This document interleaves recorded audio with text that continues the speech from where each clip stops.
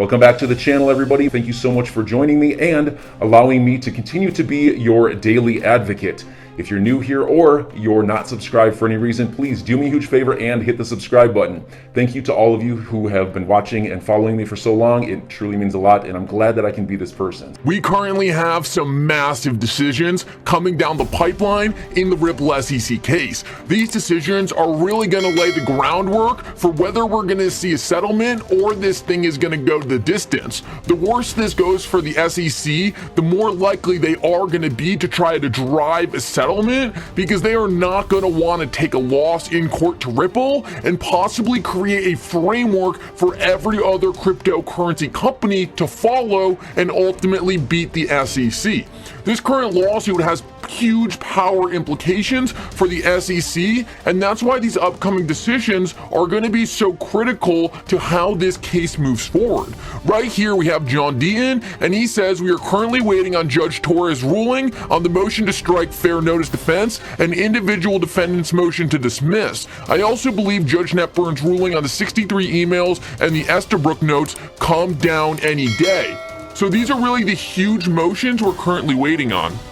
The motion to strike the fair notice is going to be huge. Fair notice defense is essentially just an all-encompassing idea that Ripple was never told what they were doing wasn't allowed, so it's almost like a dismissal of the entirety of the case. This is going to be huge, and the SEC is currently trying to go to the court and saying Ripple should not be allowed to argue this. Everything we've seen thus far is telling us that Ripple should be allowed to argue it, and so far all the different lawyers' opinions we've gotten all think Ripple will win this point. We are still waiting for a decision on this, and it's likely, in my opinion, that once Ripple wins this motion from the court, the SEC will be in a much more incentivized position to settle this case, because they are going to now know that Ripple will be able to argue the very obvious fact that no one ever told them XRP was a security, so why should they think XRP was a security?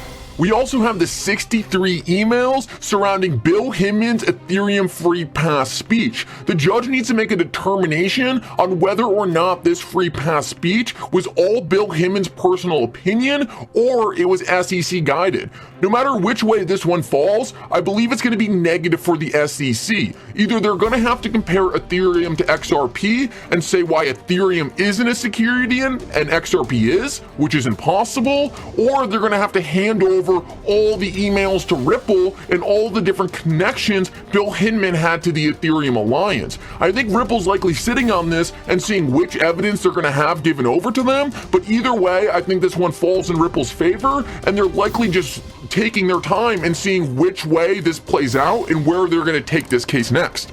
The last thing we have coming down the road is the Estabrook notes. This has to do with Jay Clayton, Elad Roisman meeting with Brad Garlinghouse, and Brad Garlinghouse has told us in the past that at this meeting, Elad Roisman actually told him that XRP is not a security, and he felt bad that Brad Garlinghouse even had to come to the SEC to discuss something that, in his opinion, didn't need to be discussed.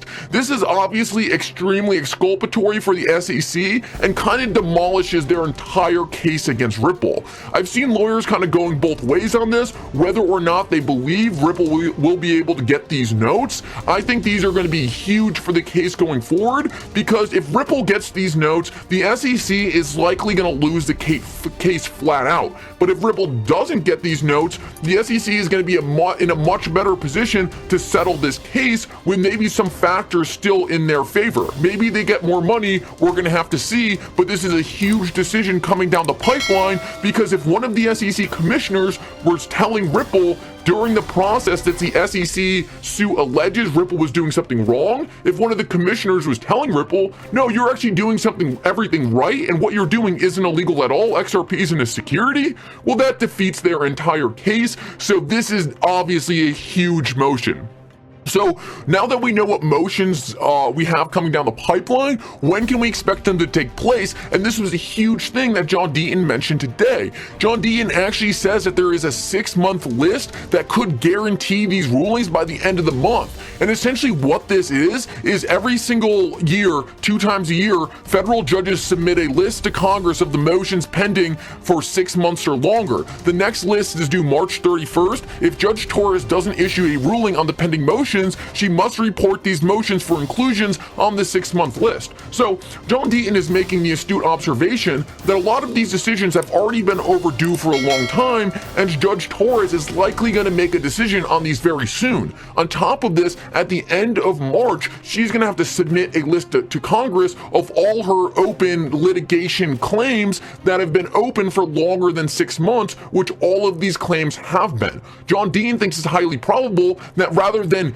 keeping these things open and having to submit this list to Congress, she's likely just going to make the decisions this month as these claims are overdue anyway, and that way she does not have to bring this list to Congress. From what I understand, lawyers typically like closing out all these open claims so they don't have to submit the list. So John Deaton thinks it's highly probable all these huge decisions are going to be made by the end of this month. This is huge because once these decisions are made, both parties will know which way the court is ruling and will be able to better gauge how to proceed with a settlement going forward. It is much harder to make a settlement when you don't know which side is winning.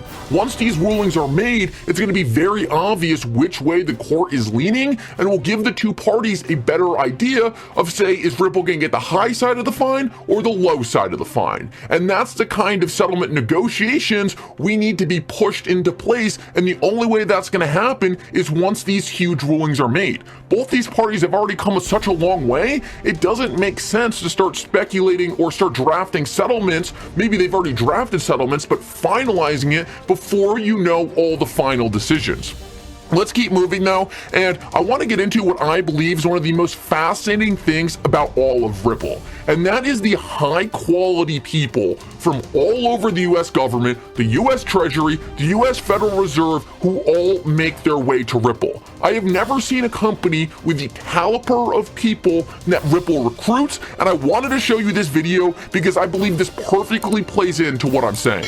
For those of you who don't know, this is the next gen $100 note is the last denomination of that particular family of notes. We're working on the future generation of currency, so that is my other job. What you just watched was a former member of the Treasury who has her name on almost every single dollar bill in circulation around the world, directly telling you that at her next job, she's going to be working to create the future of money.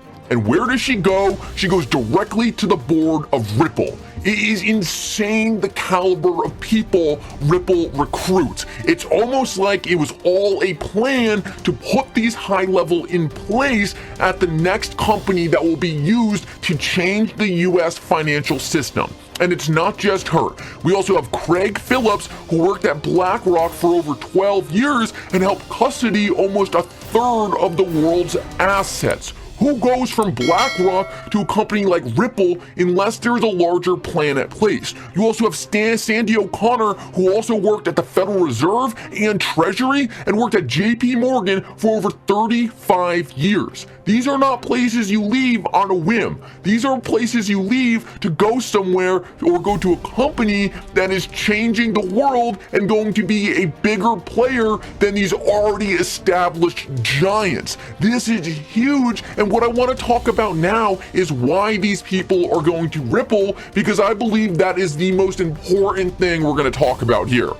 So, this all goes into the idea that what we're watching was a plan to create clarity in the market. And you might be wondering, how is this lawsuit possibly creating clarity for the market? How could it possibly be good for Ripple? Well, I want to break those two things down for you, but first I want to show you that there was no doubt in my mind that there was some serious talk about this case happening before it was ever filed. Right here, we see that this guy tweeted out this article from June 11, 2018, and he said Ripple Labs case will address key cryptocurrency questions. First of all, how did he know this case was coming? And he's literally foreshadowing the idea that this case will be used to make future regulations. In here, he says, we may have to come back to our friends from the Treasury and the Federal Reserve. Think who's on Ripple's board we just talked about, and ask for additional legislation. Until then, we eagerly await to see what the courts will say.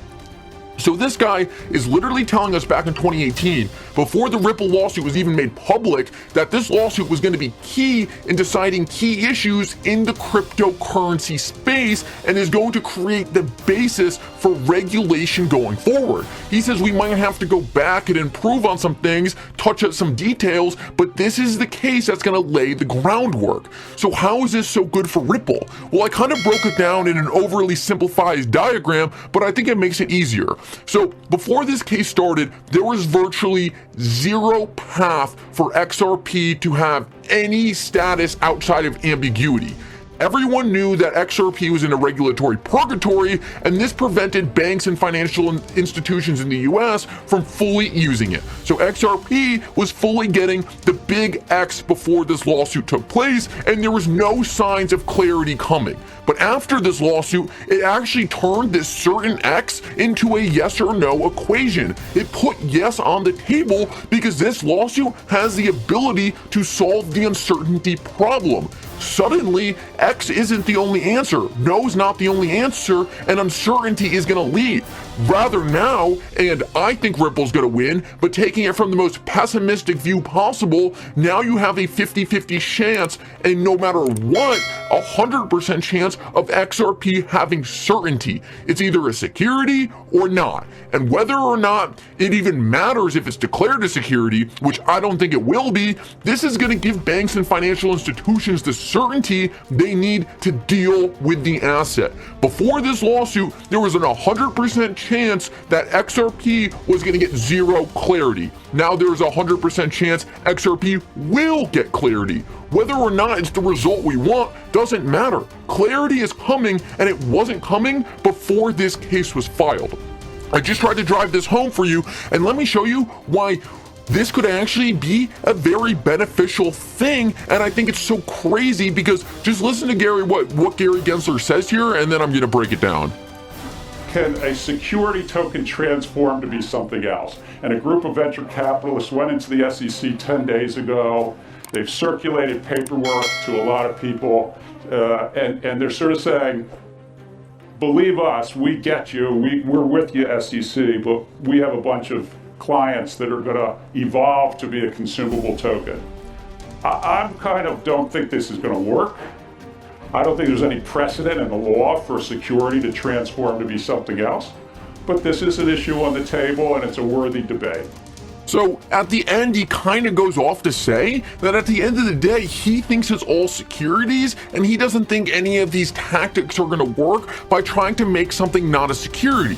Well, this was the guy who was ultimately going to become chair of the SEC and ultimately going to try to take control of the entire cryptocurrency space and make it all securities. Well, what do you know? Right before Gary Gensler comes in and has the potential to take all these coins that are in this ambiguity state and say, you know what? These are all securities. Ripple gets this lawsuit dropped on them. And suddenly they are now deciding their own destiny. Rather than Gary Gensler coming in and saying, you know what? This is all securities. I've made my decision. Now the courts are going to decide based on facts. Is XRP a security? Yes or no? And this is what I mean by this lawsuit kind of saved XRP, because now rather than this guy who's been saying from 2018 it's all securities, now the courts are going to decide. And that's why I think this is such a slept on issue, and why it seems like it's so crazy to me that Ripple has all these high level people coming to them during the lawsuit.